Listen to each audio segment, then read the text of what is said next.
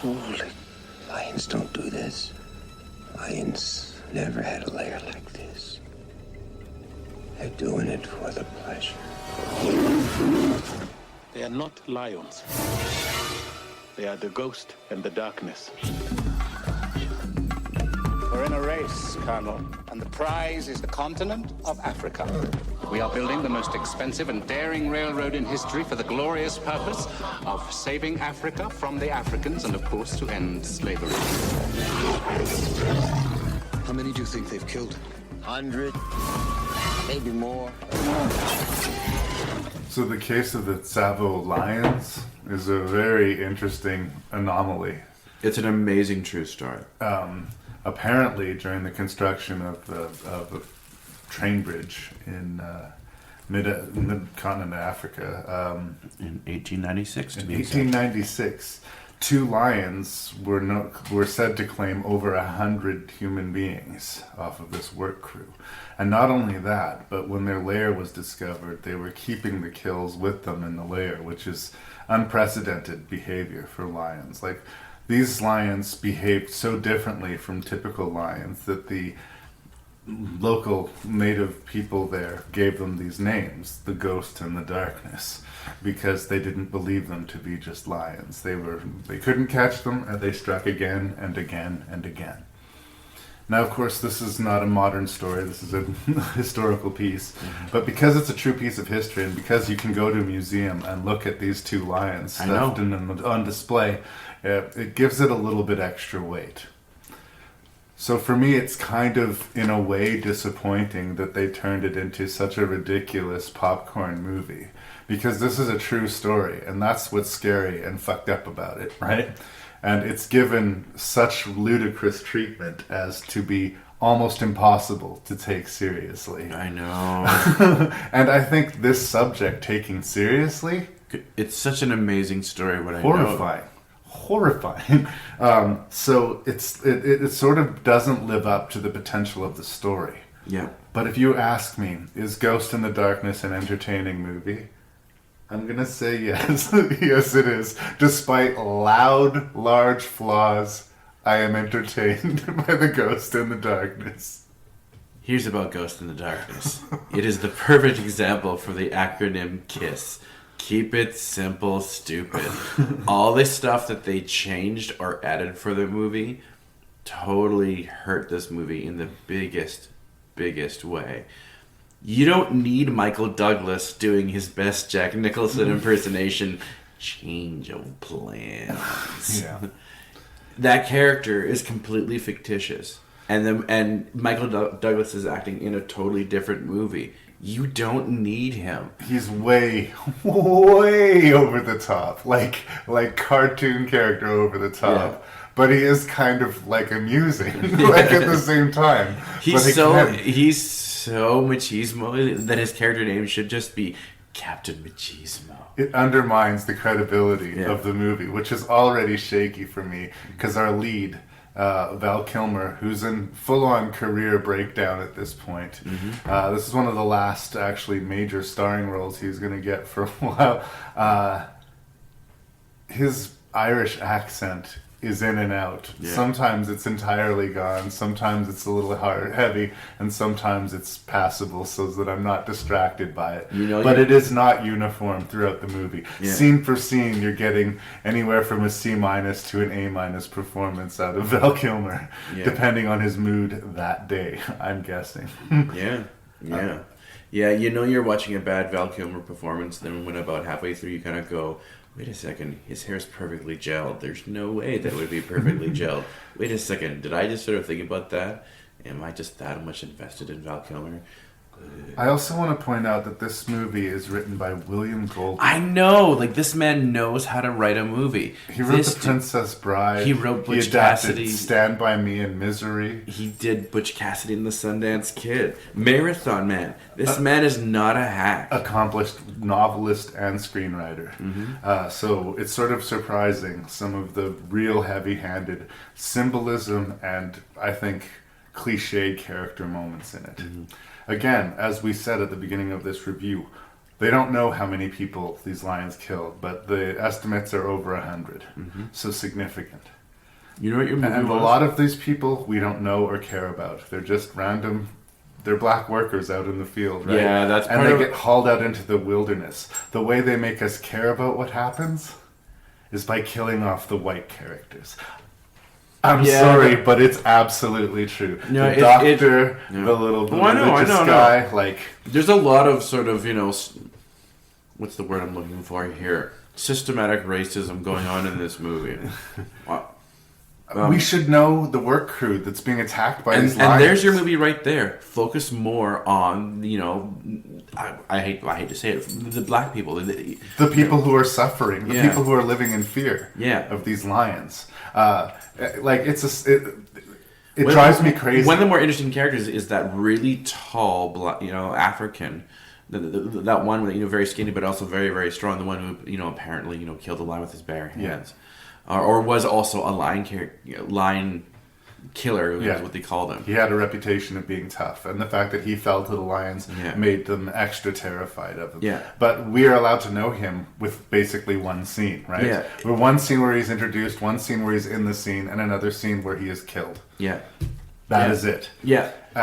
When the doctor dies, because we spend time with the doctor, we feel like that's too bad. When the guy who's trying to convert all of Africa into Christianity dies, We're it's supposed to feel that, we yeah. feel more about it. He was nowhere near the lion. They had to come up with the craziest ways to put him in danger because he wouldn't have been near it. He wouldn't have been near it.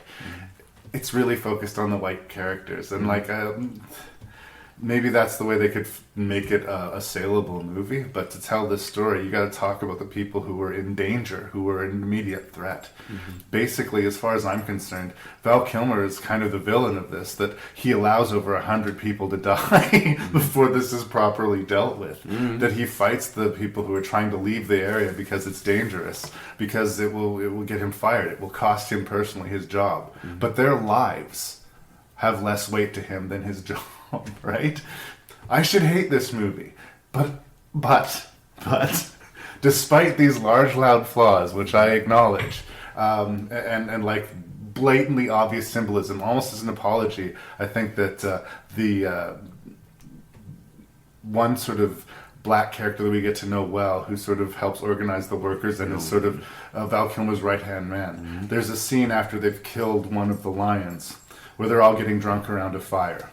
And Val Kilmer and Michael Douglas are drinking out of the bottle. And he, the one, quote, tribal guy, is the only person there drinking out of a glass. Yeah. And this is brilliant symbolism. And just, again, like everything else, it just felt so heavy-handed, right? Yeah. No subtlety to this movie at all.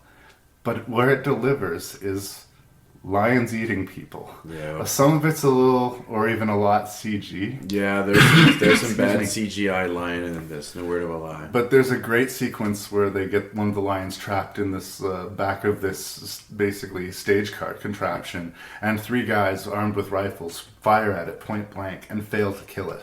And apparently that's a true story that actually went down. Yeah. Either they panicked or the bullets were ricocheting off the bars, but they could not kill this lion when it was right in front of them and it managed to get out of the trap. That scene works really well. The sort of deterioration of the Val Kilmer character where, at the beginning he's prim, proper and well kept. Yeah. And by the end, he's burning the fields and he's like this ragged zombie and this personal vendetta against these lions, yeah. right? That works well enough.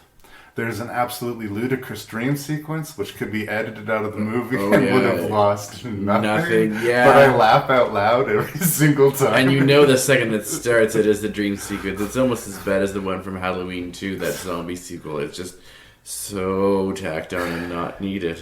Heavy-handed. Yeah. And then, yes, about halfway through the movie, Michael Douglas shows up playing this Hunter Remington. His name is Remington. Is it Remington? Yes. Oh, yes, Remington. Yeah. And, again, total, his balls are in his throat. Just a total They're not just they're not just by his throat. They are outside of his throat.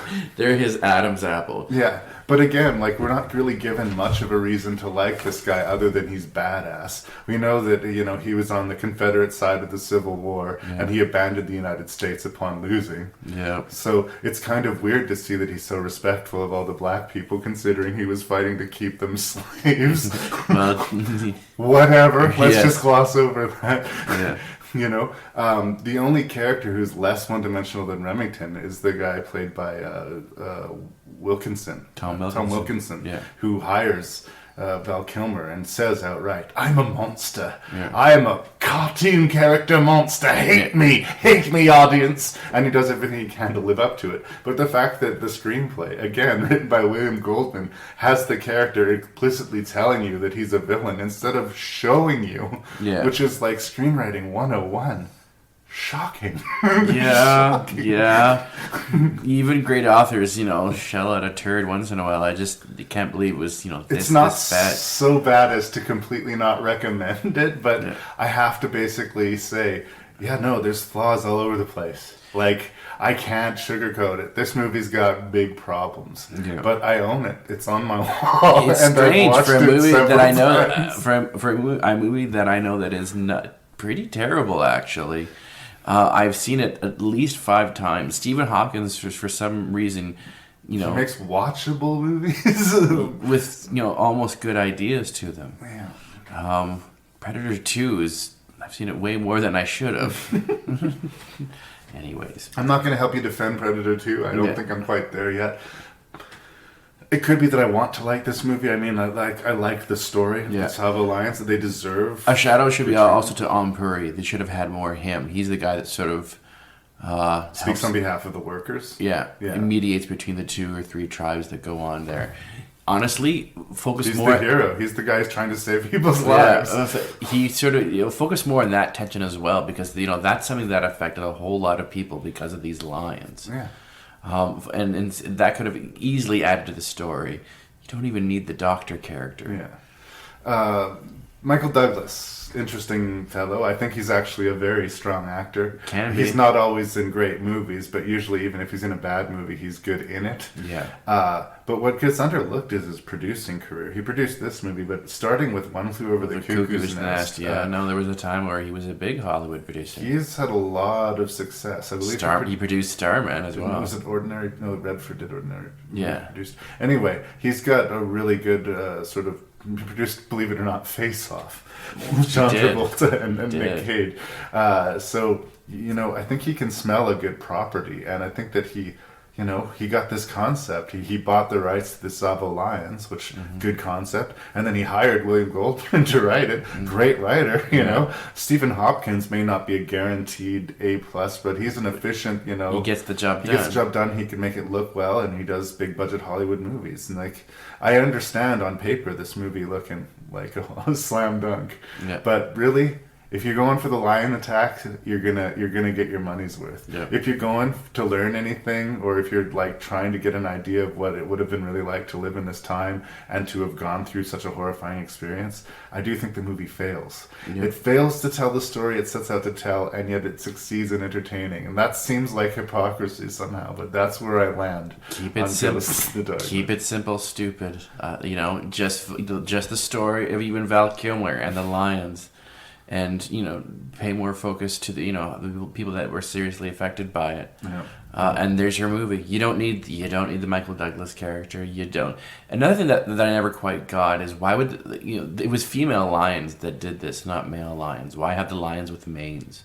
No. Even female lions, they look terrifying. They are sleeker. They're the ones that are the hunters, not the males in a lot of ways. I mean, if you stumble across a male, it'd be like, hello, lunch. Yeah. But it's the females that do are the actually, work, typically, and then do the, real hunting. So I don't understand why they, needed to change that as well. The changes they made to the story, what I know of, are not needed. Yeah. They're really not. I think that's where the movie ultimately fails. If you just would have, like I said, focused on that angle, there's your movie. I agree completely, and yet I'll watch it again. I know, and I know that at some point I will see it again too.